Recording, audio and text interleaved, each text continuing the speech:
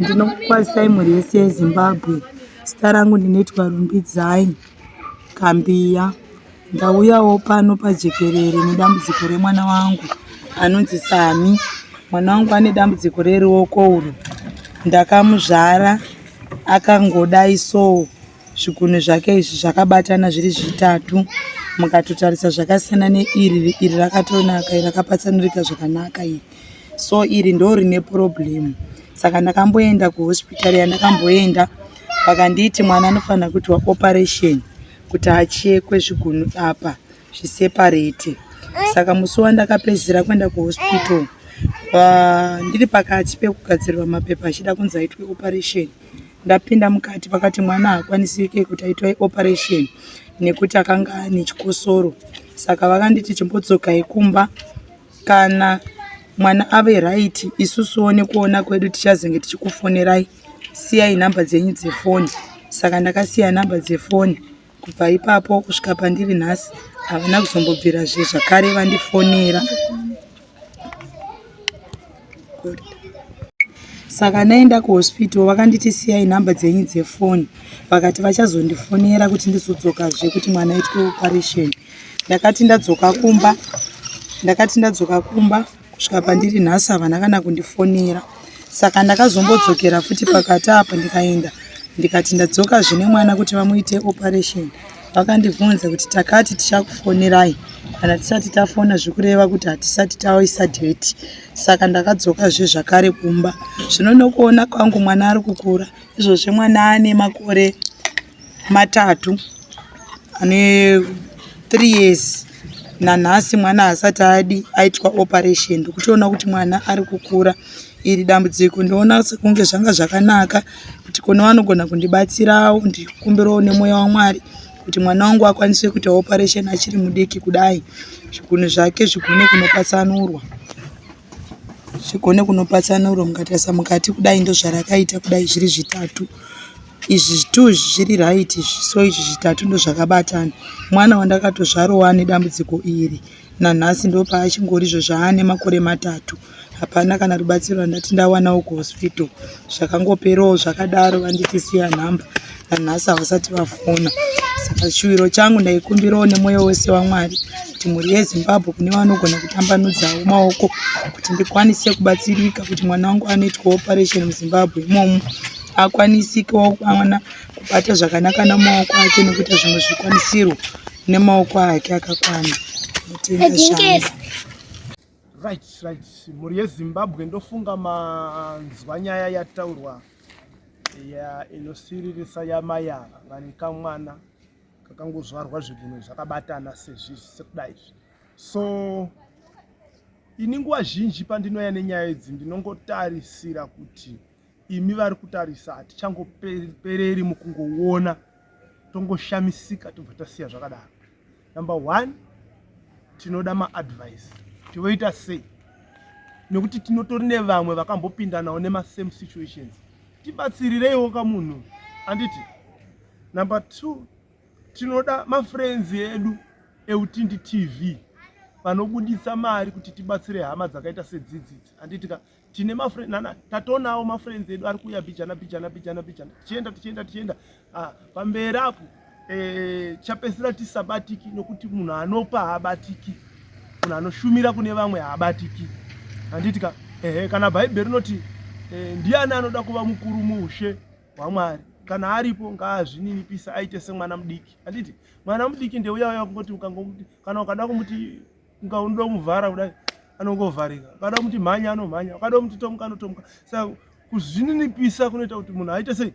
So tinoda kutendai zvikuru vese vachabatsira maya. Chimwe chinhu chatinoda futi minamato panguva dzakadai, so munhu anenge achida kuti kana uri kumba kwako ikoko yongudhora hauna rekumutumira, hauna zvimwe zvekutaura kwaari, but chingonamataka kuti Mwari nezita raJesu ngazviite, nezita raJesu ngazviite. So ndo nyaya yatakakubatirai nhasi iri kubuda nepaMozambique apo. Mayava vaita problem yemwana wavo, asi nhasi ndine timu rangu randinaro vakomana vaya Janox na J Master vari mustudio nhasi kutaura kuno.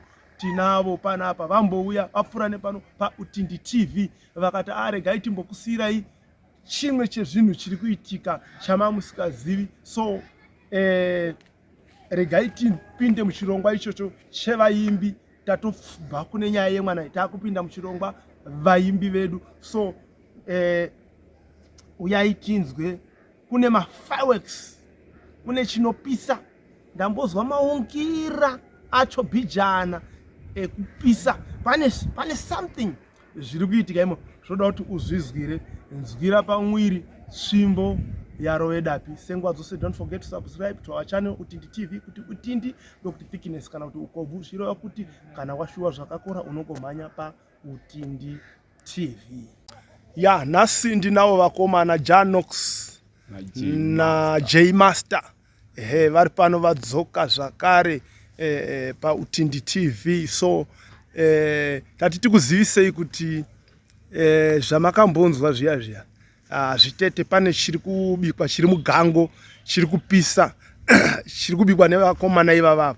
So vazouya vakati aiwa Elder Kanjanda, this time hatingangoendi tega, toda kuti mufiche ipapapa. So hakuna kumira mushe na J Master na Janox, this time featuring Elder David Kanjanda. Mugadzirire ipapapo kuti handisi kuziva kuti muchaprepare sei, but vandaramba anozotadza kudzoka kumba. Hatisi kuda kuti kwazi hatichadzoka. Isusu tinoda vanoita vachizodzoka kumba, because mafireworks acho anenge akati nyanyei.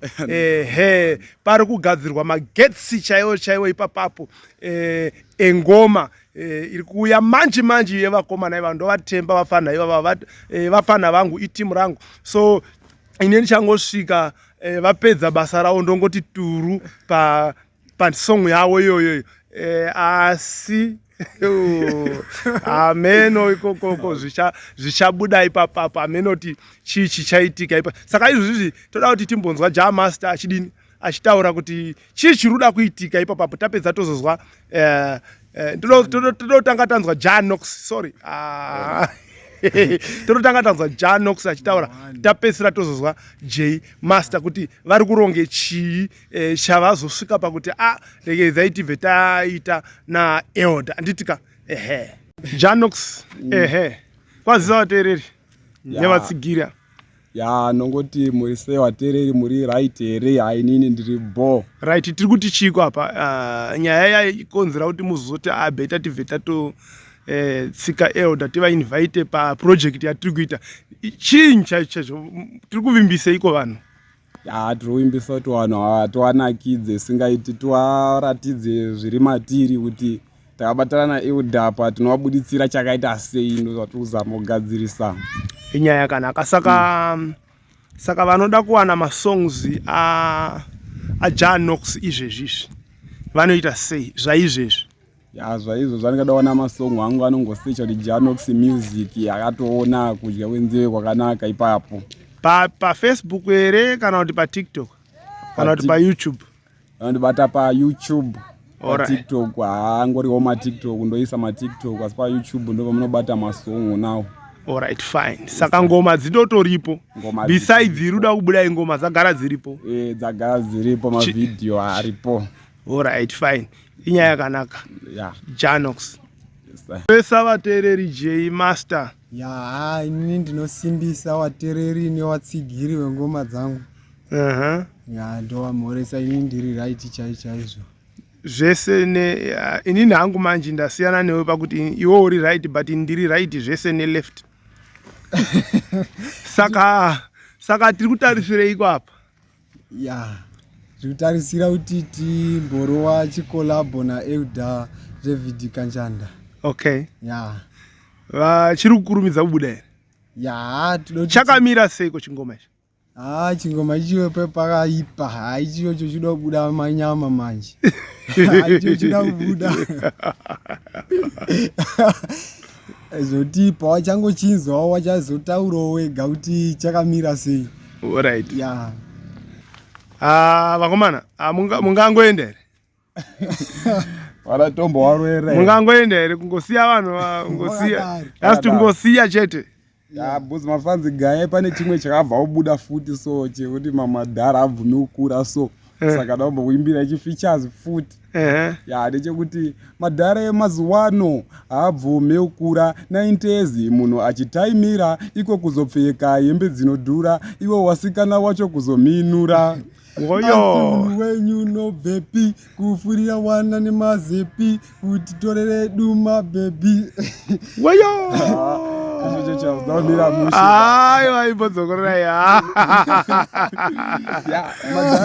abozi pamwe mune mwajuma madhara emazuva ano haabvume kukura 90s munhu achitaimira iko kuzopfeka hembe dzinodhura iwo wasikana wacho kuzominura. Mazuva ano haabvume kukura 90s munhu achitaimira iko kuzopfeka hembe dzinodhura iwo wasikana wacho kuzominura. Asi hunhu wenyu nobvepi kufurira wana nemazepi kuti torere duma bebi. Aiwa mudhara munyare apaka under age kutokachekerera seheji kupika nesu beji beji. Aiwa ndichakurova madhara emazuva ano haabvume kukura. Oyo kuti tsitsi dzinotsitsirira kutaura chokwadi ndatsikirirwa ini ndatsikirirwa mapacho ndengo abatsira munhu paya paya wazoona munhu azokubhaiza wozogeza ndaimuitira munhu angandidaro zvinozonoti tsitsi dzoita chimubatsira ka iye wani dambudziko achakubatsirisa ndopazoona kuti tsitsi dziya dzakutsikiririra manje inamba ima1 yewe aiwa ndatenda hangu apakapa ngatichiregei kuramba tichirova because vanhu havangazoendi kotora music because vanenge vatopedzera panapa vakutoti plus tikazonamira posta kuti show takatoipinda show kudhara pautindi TV. Saka aiwa inyaya yakanaka. Masoko enye kupedzisira boys rangu, don't forget to subscribe guys. Subscribe by mo share mo like. Isu tokudai hatokulike singaiti. Tikutaura zve2 channels, imwe yakanzi Janox J Master neimwe yakanzi J Master. Anditika Janox Songs J Master Songs anditika. Saka timu rangu ka ngatisupportanei and tondo subscriber to like to share kuti zviite zvakanaka. Imimi neni Elder David Kanjanda tinobatana muzvikamu zvinotevera. Thank you very much. Bye bye.